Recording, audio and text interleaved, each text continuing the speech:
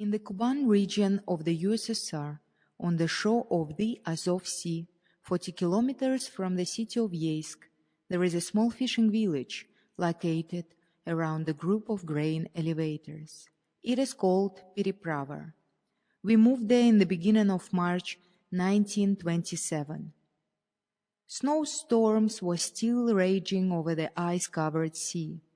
The snowdrifts enveloped our cottage almost up to its eaves, and in the mornings we couldn't get out without a shovel. But the cottage was warm, heated by chips of horse dung that we bought from the local people. The chips were easy to ignite and held heat for a long time. And so the cold winter passed. The sun warmed the earth, and with the spring thaw, the steppes came alive. The steppe grass turned green and began to grow quickly. The ice began to move on the sea and was then swiftly carried out by the strong current. Finally, the swans flew in and settled themselves on the marshes of the bay. This was a sanctuary for migrating birds and a resting place for those that were flying further north. The tired and hungry flocks of geese and ducks would settle on the water, noisily flapping their wings and quacking so loudly that we would be awoken from our sleep. While living in Mankovka, my husband was the director of the Mankovo-Kalitvinsk Technical School, located not far from the railway station. Someone had informed the authorities during a card game where tongues tend to wag, that he allegedly said, "The Kremlin has become inhabited by little long noses." This was symbolic of certain little insects that live in the Kuban region and exist by eating the kernel of wheat grain. Finally, he had to forfeit his rights and leave this area where we were all living, along with resigning as director of the school. Moreover, he was put under house arrest until further notice. Since there were no guards assigned to watch my husband, he took advantage of the situation by jumping out of the window and escaping.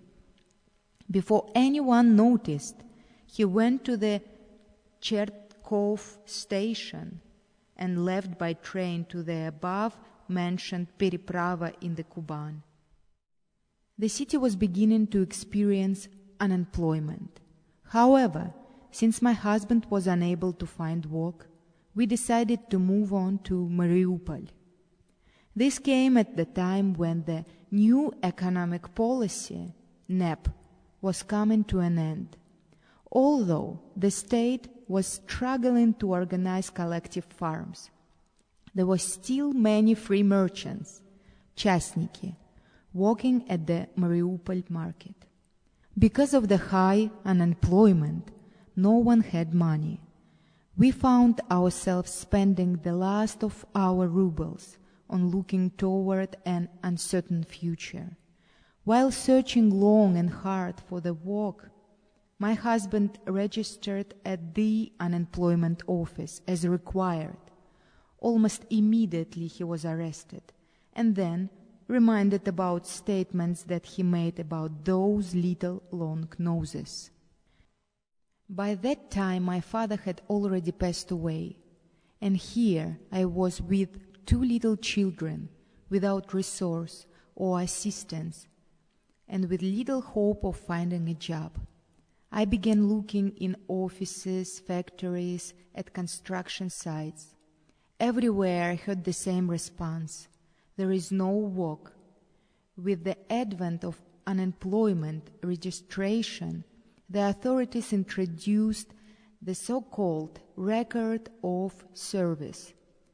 The huge employment hall could not accommodate all of the unemployed, and the lines moved very slowly.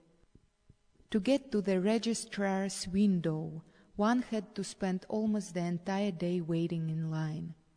"Do you have your record of service?"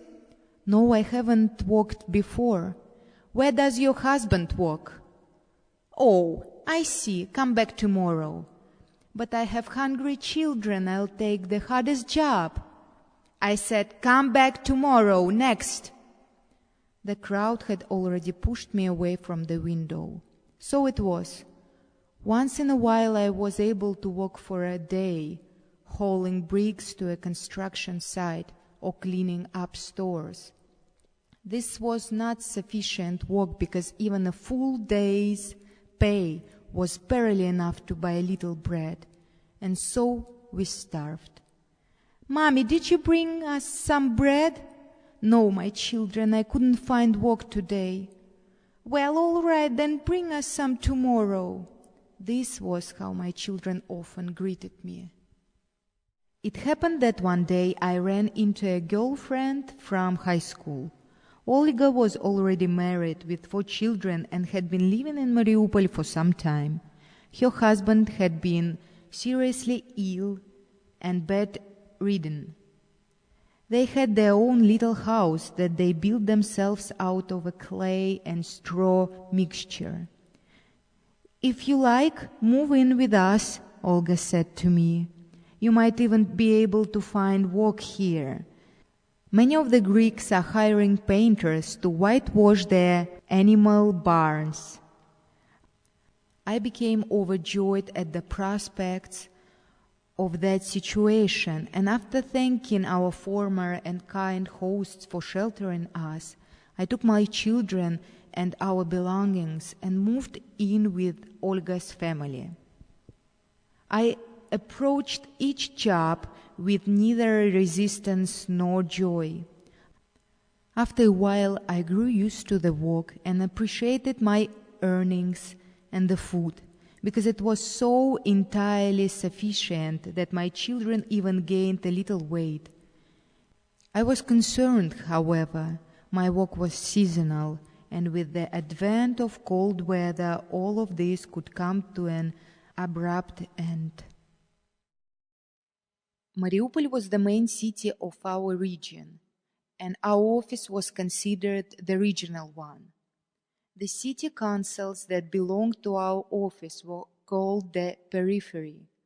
All the farmers living on the periphery, whether they owned livestock or not, were expected to contribute a precise amount of meat to the government agency.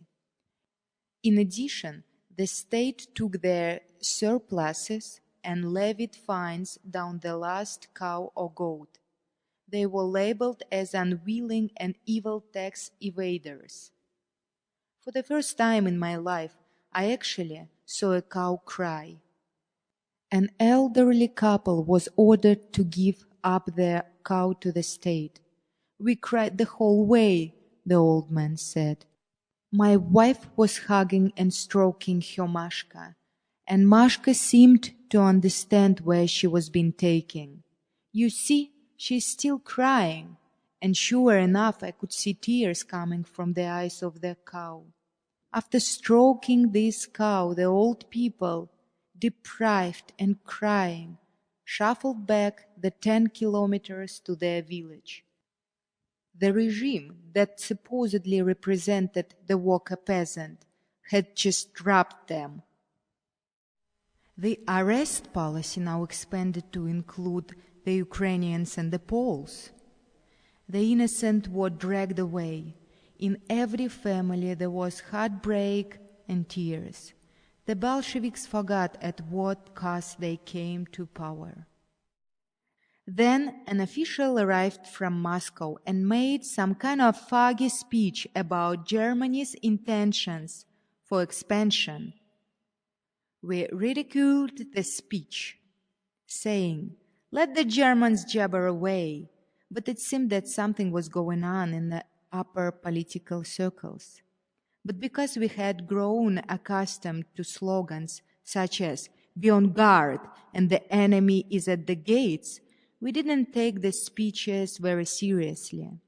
Most of us just waited for the obligatory lectures to end so that we could go home. Then the announcement was made to the entire civilian population that because of strategic considerations and the experience in other cities. We had to begin digging anti-tank trenches at a distance of a rifle shot from the city. To execute this order, the entire populace, regardless of age and sex, was needed, anyone capable of holding a shovel. In 1939, the Germans tore Poland to pieces in a few days, descending on the country like an evil hurricane. The Poles ran toward the border for safety and were met there with bayonets. 12,000 of the Polish army's finest had to take refuge in Katyn forest. Nor was Russia spared the fate of Poland. The German vultures swept down on the Russian soil, crumbling and burying everything in their path and bringing death. With the war came the flood of refugees.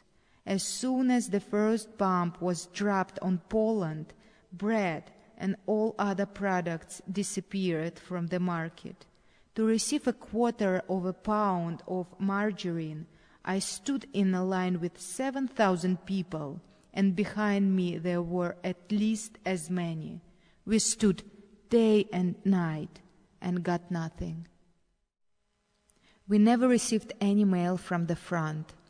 Similar to concentration camps, the policy of no mail was supposedly invoked, because if the letters were intercepted, the enemy would be able to learn about plans and the size of a military force. Also, rumors from the letters could create panic among the population. But even without the mail, there were constant rumors that our soldiers were on the run.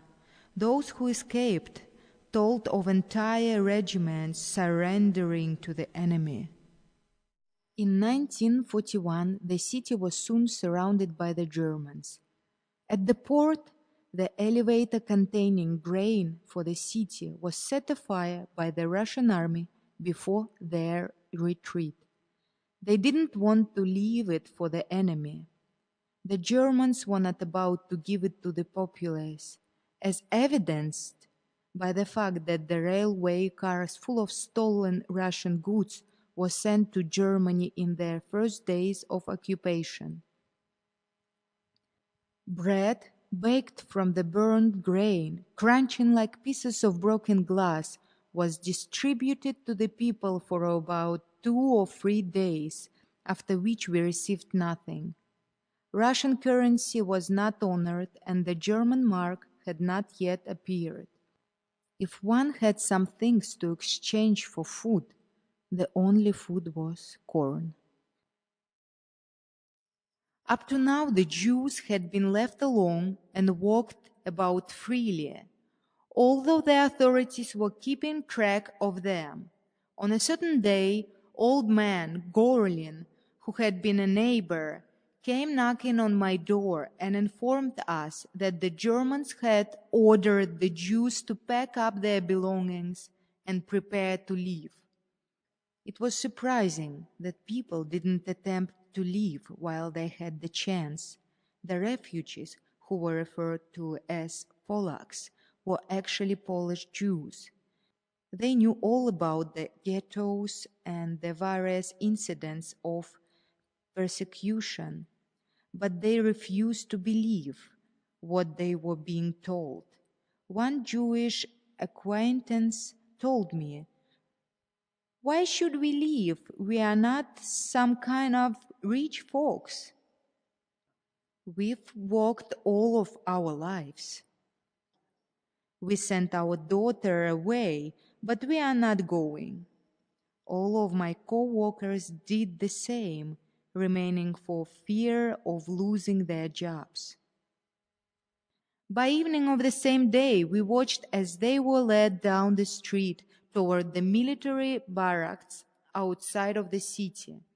By the time we ran outside, the first column had already passed the house. In front were the rabbis, the doctors and their families, and the Jewish intelligentsia. Next were the elderly, supported under the arms. The sick were on stretchers, and the children walked along carrying knapsacks and small bundles. The procession moved very slowly. It was difficult to believe that they would shoot down 7,500 people for no reason, but several days later they were executed and buried in those same trenches that we had dug around the city before the Germans arrived.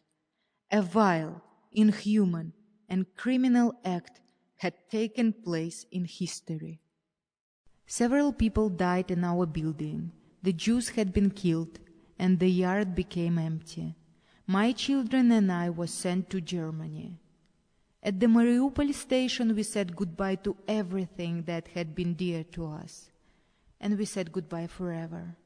The railway car was filled to the limit, and the doors were bolted shut with a padlock. One of the men in the prison was a German soldier, a deserter. He had been arrested because he went home to visit his sick wife and children without permission. He told us about the battle at Stalingrad and the German defeat on all of the fronts, the armies destroyed and retreating. He said that half of Germany was already in American hands. We listened in amazement, not believing our ears, but saying nothing. We didn't want to miss a single word of his account.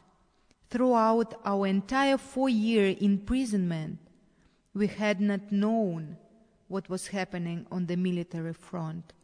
We stood for hours in the hallway with the other prisoners, talking without being told to return to our cells.